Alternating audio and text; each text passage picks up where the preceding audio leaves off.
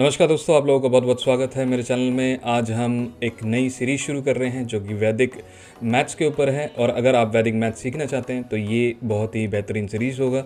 हमारे इस पूरे सीरीज़ में आप हर तरह के ट्रिक्स सीखेंगे कि वैदिक मैथ्स को कैसे यूज़ करें और उसको बेहतर से बेहतर रिजल्ट ले पाएँ।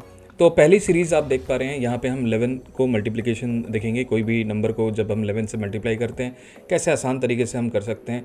और मेरे साथ साथ आप अगर करते रहेंगे तो आपका प्रैक्टिस भी होता रहेगा, क्योंकि क्या होता है कि हम वीडियो देखते हैं फिर हम छोड़ देते हैं। तो अगर आप वीडियो देख रहे हैं तो आप कॉपी पेन ले लीजिए और साथ साथ चलिए। जैसे जैसे मैं करूँगा वैसे वैसे आप साथ साथ करेंगे तो आपको ऑटोमेटिकली आ जाएगा कि ये सिस्टम कैसे काम कर रहा है। ठीक है, तो अब हम मैथमेटिक्स की इस जर्नी को, वैदिक मैथ्स की इस जर्नी को शुरू करते हैं। और अगर आप पहली बार हमारे चैनल को देख रहे हैं, हमारे चैनल को सब्सक्राइब कीजिए और डेफिनेटली कमेंट्स में भी शेयर करना कि अगर कोई भी सवाल आपको हो तो डेफिनेटली हम, और ये पूरी सीरीज़ रहेगी, पूरी प्लेलिस्ट रहेगी, उस प्लेलिस्ट को भी आप फॉलो करना मत भूलें, क्योंकि पूरे प्लेलिस्ट में हम सिक्वेंशियल वे में आपको शेयर करेंगे। और अगर आपको इस वीडियो के नोट्स भी आपको चाहिए तो नोट्स आपको हमारे ग्रुप पे मिल जाएंगे। ग्रुप के लिंक आपको डिस्क्रिप्शन में मिल रहे होंगे, वो ग्रुप में ज्वाइन कर लीजिए, वहाँ पे आपको इसके नोट्स भी शेयर हो जाएंगे। चलिए हम आगे बढ़ते हैं और देखते हैं कि कैसे इसके मल्टीप्लिकेशन को हम सीखें और स्टार्ट करते हैं। तो देखिए, वैदिक मैथ्स जनरली तो बहुत अट्रैक्टिव होता है और ये कैलकुलेशन का सबसे ईजी मेथड है ना। तो इसको हम कैसे करते हैं, कैसे ये कैलकुलेशन होता है, तो वो हम देख लेते हैं। तो सबसे पहले हम देखते हैं कि अगर कोई नंबर है हमारे पास, है ना, और उसको मुझे 11 से मल्टीप्लाई करना है तो हम कैसे करेंगे। तो हम ट्रेडिशनल वे में जब हम करते हैं तो हम जनरली पहले 1 से 2 को मल्टीप्लाई करते हैं तो हम 2 लिखेंगे। तो फिर अब 1 से 1 को मल्टीप्लाई करते हैं तो फिर लिखते हैं, फिर यहाँ पे क्रॉस करते हैं एंड देन फिर 1 से हम 2 को मल्टीप्लाई करेंगे एंड देन 1 से 1 को मल्टीप्लाई करेंगे। तो अगर इसको मैं टोटल करता हूँ तो यहाँ पे 2 आता है, यहाँ पे 3 आता है और यहाँ पे 1 आता है। तो हमारा टोटल ये होता है, ठीक है। लेकिन अगर मैं वैदिक मैथ्स को यूज़ करूँ तो क्या हम इसको जल्दी कर सकते हैं, तो वही चीज़ हम देखते हैं। तो अब यहाँ पे हम दोबारा इसको 1 एंड 2 को लिखते हैं और मल्टीप्लाई बाई 11 करते हैं। तो वैदिक मैथ्स में हमें करना क्या है, हमें बेसिकली जब भी हमारे ये नंबर्स होंगे इनको हम स्प्लिट कर देंगे इस तरह से, ठीक है। इनको हम स्प्लिट कर देंगे, इसका मतलब क्या है, मैं सबसे पहले 2 लिख दूंगा, यहाँ पे 1 लिख दूंगा और इन दोनों को हमें ऐड कर लेना है। मतलब क्या है कि 2 एंड 1 इक्वल टू 3, तो हम बीच में 3 लिख देंगे। तो है ना आसान। तो देखिए, सबसे पहला जो हमने लिखा है तो यहाँ पे उसका आंसर आ जाता है 1 3 2, ठीक है। तो एक और करके देखते हैं क्या ये सच में ही काम करता है। तो साथ साथ करेंगे, साथ साथ समझेंगे। तो अगर मैं यहाँ पे लिखता हूँ 13 मल्टीप्लाइड बाई 11, है ना, तो आपको पता है यहाँ पे 3 लिखना है, यहाँ पे 1 लिखना है और इसके बाद आपको क्या करना है, 1 + 3 को ऐड कर देना 4, है ना। तो अगर क्या हम ये सही कर रहे हैं, नहीं कर रहे, हम क्विकली क्या कर सकते हैं, हम यहाँ पे कैलकुलेटर ओपन कर सकते हैं और मैं कैलकुलेटर में भी इसको हम आपके सामने यहाँ पे चेक कर लेंगे। तो अगर मैं 13 मल्टीप्लाई बाई 11 करता हूँ तो क्या रिज़ल्ट आता है, 143। तो हमने भी 143 लिखा है, बहुत बढ़िया। तो इसको मैं यहाँ पे साइड में कर देता हूँ। तो अब इसका मतलब हमारा यहाँ पे भी आंसर जो है 143 आ जाता है, ठीक है। अब इसको इरेज करते हैं तो अगले जो हमारा क्वेश्चन है उस पर जाते हैं। तो हमें ये ध्यान देना बहुत ज़रूरी है कि जब भी हम ये कर रहे हैं, इसमें ऐसा भी हो सकता है कि हमें अभी सिंगल डिजिट मिल रहे हैं, है ना, आगे जाके ऐसा भी हो सकता है कि हमें डबल डिजिट मिल जाए। तो चलो हम देखते हैं। तो अगर मैं इसको 14 मल्टीप्लाई बाई 11 लिखता हूँ तो सबसे पहले मैं यहाँ पे 4 लिख दूँगा, ठीक है।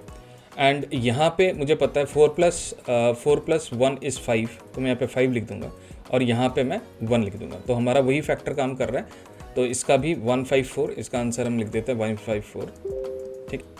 चलिए अब हम 16 से 11 को मल्टीप्लाई करते हैं तो वही सेम मेथड होगा। यहाँ पे हम 6 लिख देंगे, यहाँ पे हम 1 लिख देंगे और इसको ऐड करेंगे तो 7। तो बच्चों ये बताओ कि है ना ये सिस्टम आसान। तो यहाँ पे 176 लिख देंगे, ठीक है। हम धीरे धीरे आगे चलते हैं। अगला हमारे पास है 17 मल्टीप्लाइड बाई 11।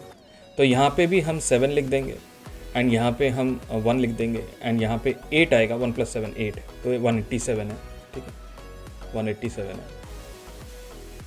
अब इसके आगे यहाँ पे अब यहाँ पे हम लिखते हैं 19 मल्टीप्लाई बाई 11। अब यहाँ पे 19 मल्टीप्लाई बाई 11, यहाँ पे थोड़ी सी चीज़ जो है चेंज होगी, है ना। तो यहाँ पे कैसे चेंज होगा चीज़ को समझते हैं। देखिए, यहाँ पे सबसे पहले तो मैं 9 लिख दूंगा जो हमारा पहला है। अब इसको जब हम टोटल करते हैं, आप ध्यान देना, ये 10 हो जाता है ना। अब ये इससे पहले हमारे पास जो भी टोटल आ रहे थे वो सिंगल डिजिट पे आ रहे थे। इसको बहुत इंपॉर्टेंट है, इसको ध्यान से समझना आप।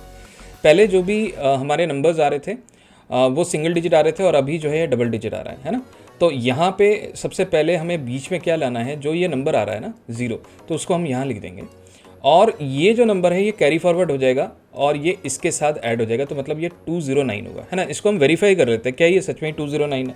तो हम दोबारा हम यहाँ पे कैलकुलेटर लेके आते हैं और हमें देखने हैं 19 multiplied by 11 is equal to 209। ठीक है, अब ये फैक्टर को मैं दोबारा समझाता हूँ, ध्यान से समझना। मैं इसको क्लीन कर देता हूँ, ठीक है, क्लीन कर देते हैं इसको क्विकली।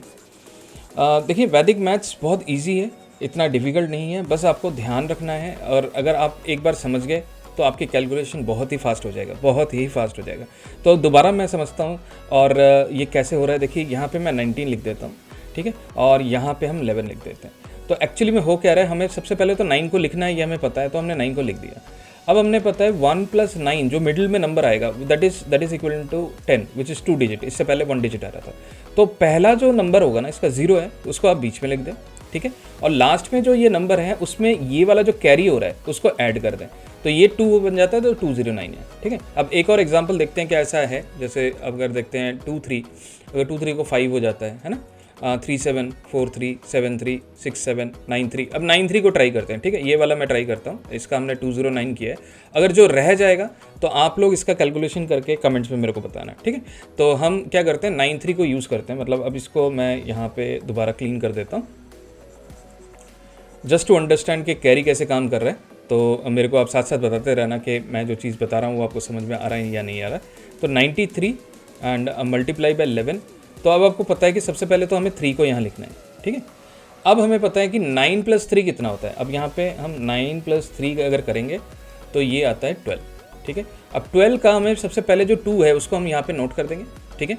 अब उसके बाद 1 जो है वो कैरी फॉरवर्ड हो जाएगा और अगर मैं इसको ऐड करूँ तो ये 10 बन जाएगा, है ना। तो हम क्विकली चेक करते हैं कि हमारा आंसर सही है क्या, गलती तो नहीं कर रहे। देखिए वैदिक मैथ्स जनरली बहुत ईजी है। तो हम 93 मल्टीप्लाइड बाई 11 करेंगे और इसके बाद 1023, परफेक्ट।